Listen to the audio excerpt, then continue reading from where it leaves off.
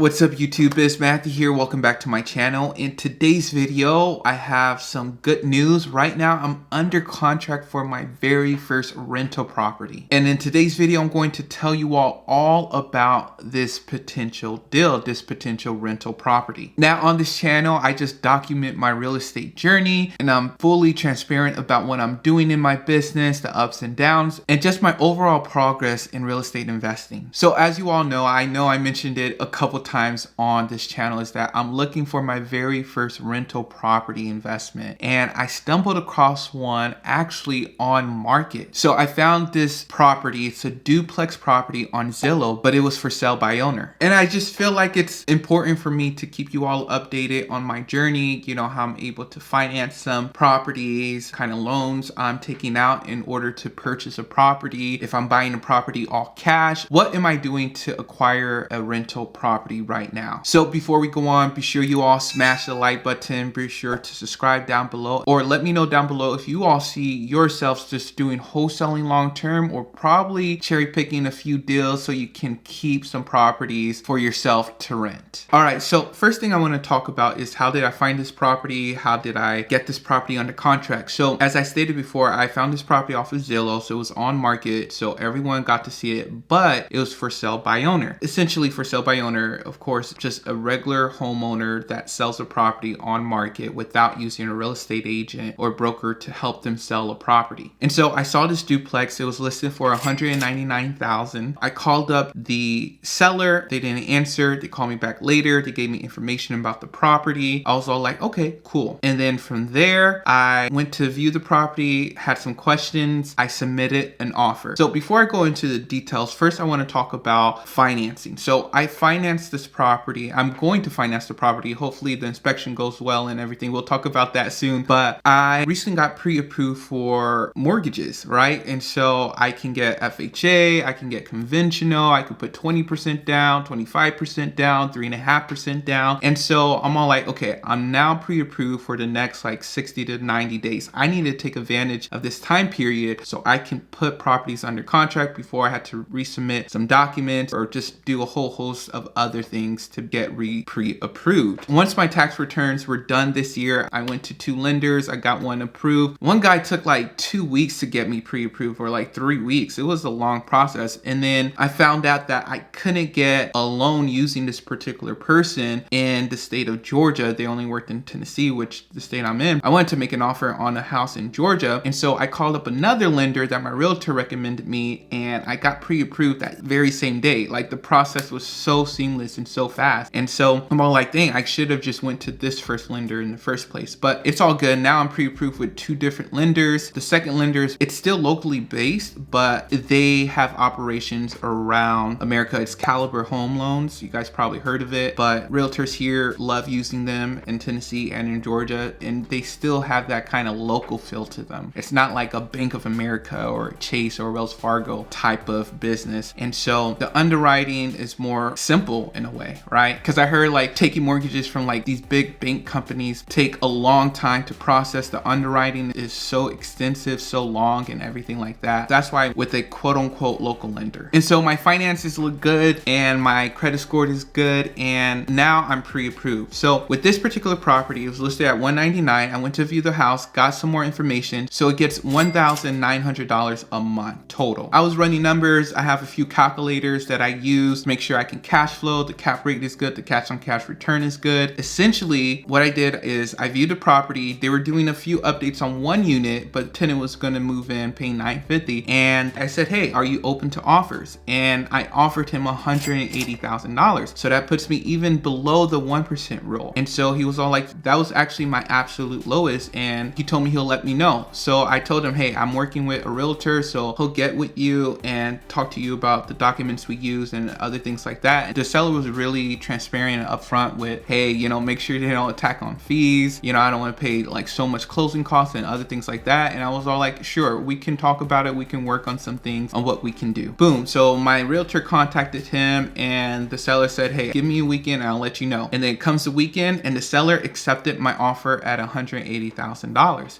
That's what we're under contract at. Actually, let's go a little bit more into the numbers. So we did agree at $180,000, but I'm I'm putting into the loan my commission fee. So I'm paying my broker, my buyer's agent, a 2% fee. And so it's $3,600. And so we put the sales price at $183,600. And then the seller is going to pay the $3,600 at closing, but it's just going to come out of the sale of the property, if that makes sense. So yes, it's still technically $180,000 and I'm still paying a fee of $3,600. We just put that fee into the loan instead of me putting that into closing costs, right? So I don't have to pay so much money in closing costs. So it's $183,600 and the seller pays that fee and then goes to the regular $180,000 that I'm financing. I hope that makes sense. All right, so at $1,900 a month and around $180,000 purchase price, I should be able to cash flow over $700 a month, which is crazy. So I get my mortgage payment paid for and I get paid over $700 a month if everything works out all right with all the fees and everything like that, because I did get a quote from my lender about the closing costs. You know, there's underwriting fees, there's processing fees, there's appraisals that you have to pay for. I have to pay for the inspection that I already paid for. That's like $410. And the inspection, since it's a home investment, it was $715, which is crazy because it's a little bit more since this is an investment property. Another thing to consider with this property is that I'm getting a loan and I thought I could just put 20% down, but since it's a multi-family property, I had to put 25% down. So that added to even more cash I had to put up front. So after 25% down payment and closing costs, I have to bring up to like $56,000 to the closing table if all goes well with inspection, title search, and everything like that, which is a huge chunk of change for me. But you know, I'm fortunate. And so how did I get that money? How can you get that money in order to finance deals? So one, you can take a loan from family, you can do private money, you can find different sources, or you can work your W-2 job that you have and just use that money to invest in real estate, so you can come to the point where you can quit your W-2 job and just live off of your income from your rental properties. And so I got the money from doing wholesale deals that I just saved and kept in the bank, and also YouTube. You know, this is another great source of income for me. Just to be transparent, honest with you all, it's just as good as the wholesaling, to be honest. With all these different sources of revenue, I'm able to, you know, show a decent income and qualify for a loan, and to be able to use that cash that's just sitting in a bank with inflation and just rotting there and just put it into another savings account, which is a property. And I can always just sell that property even for like more than $180,000. You know, if I have tenants paying, it's in a decent area, and actually just get my money right back. I can go the traditional route or go for sale by owner so I can avoid some certain fees. All right, so those are the numbers. Now, what do I really think of this deal? What are the cons? What are some hesitations I have about this deal? Number one is the inspection. So I still haven't gotten the inspection done. I'm gonna get it later this week, but that's always something to be concerned about. Like, if there's a huge issue, Matthew, do you wanna try to go back to the seller to reduce the price, or do you wanna try to deal with that, or just cancel out of the deal? What do you wanna do? And so these are questions that I'm thinking about right now. Another thing about it is that on one of the units, the utility's been off for about 9 months. He said that they were just working on one unit and he was just going through some things, and he never brought a tenant into that one unit, but they're now fixing that unit. And so I'm a little bit hesitant about that. The other thing about the property is that it's not in a flood zone, but there's kind of a little dip near the front of one of the units. And he said that when it rains, the water does fill up a little bit, but it drains out completely. And so it kind of goes up to the front step of the door. That caused some, you know, hesitation, some worries. And so we'll just see what the inspector says about that and just how the property is placed and everything. But he says that water never gets into the house or anything like that. So that's just something to consider. The other thing is that with the inspection and condition is that it is an older duplex. It was built in 1961. So you have to deal with the different pipes and electricals and that they're been using and different things like that. And this is just a brand new experience for me, like dealing with a maintenance of a property, which I never had to deal with. And so just being a rental property investor, these are things I just have to consider and just work with. And so, you know, I feel like this is the next step in my journey, but I'm ready for it and I'm ready for the challenges and just to put myself out there and to work a little bit harder or a little bit differently, because like you can get comfortable once you know a skill. Like wholesaling, I kind of have somebody calling for me. I just do the follow-ups, you know, like YouTube, you get used to everything, but I feel like I'm ready for a new challenge in my life. life. And I think rental property investing is that new challenge. And so I'm ready to take it on, the ups and the downs. And I know I'm going to make a ton of mistakes. I'm going to deal with the typical problems a first-time landlord may deal with: maintenance requests and finding contractors and people that you can rely on when you're gone to check up on property, collecting rent, dealing with tenants and everything like that. So those were some of the hesitations I had around the condition of the property. Another hesitation I had was the 25% down. At first I thought it was just going to be 20%, and then later my lender told me after I was under contract that it was going to be 25%. And so honestly, you know, even though I have some wholesale deals I do to YouTube, like $55,000 is a huge chunk of change in my bank account. Like, it's a lot. It's the majority of the cash that I do have investments in like stock and crypto and stuff like that, but like it's still a huge chunk of change for me. I'm not at that level. I'm not at that 7-figure mark yet. And so I'm trying to aim for that. That's another thing that I have to think about, just, you know, using that chunk of change to do that. And plus, you know, paying taxes and everything like that. Another thing is that the tenants in there are Spanish speaking tenants, which is fine.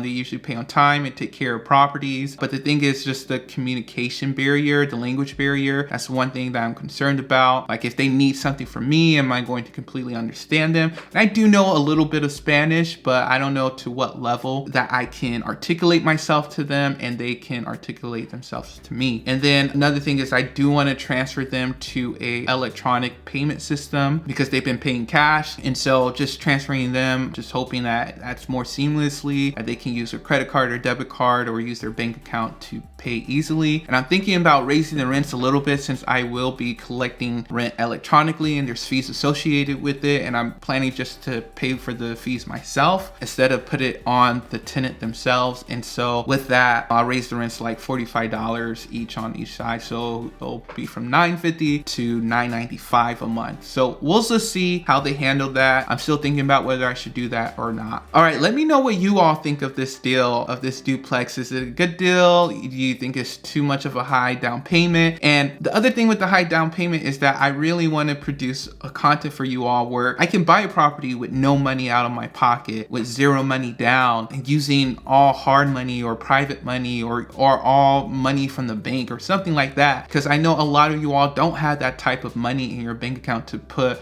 a down payment on an investment property. And so, but you know, to tell my truth, because there are probably people in my position that has money in the bank and they're looking for properties to put into. And so I will in the future definitely experience, you know, buying a property with no money down. I'm actually going to sign a contract tomorrow on a property that needs a ton of work, and I'll keep you all updated on that. And I talked to one of my cash buyers and he may be open to financing the deal for me, and I'll probably just do a burr on that where I buy the property, I renovate it, I rent it out, I refinance the property, and then I repeat that. So that would take zero money out of my pocket, everything's financed, and just document that whole journey, and just document this journey too, because there are different ways that you can buy properties, and I just want to show them all here on this channel and what I'm doing on my journey, my real estate journey, right? Because some properties, I'm going to look on the MLS and put the 20% down. Some properties I'm going to get off market and finance the whole thing without using my own money. Just to show you all the different options and just show my story. And because I know I have a diverse group of people watching this channel. Some people that can put the 20% down and some people that are not there yet. So hopefully you all enjoyed this journey, enjoyed this channel. Be sure to like, subscribe, comment down below, and I'll talk to you all later.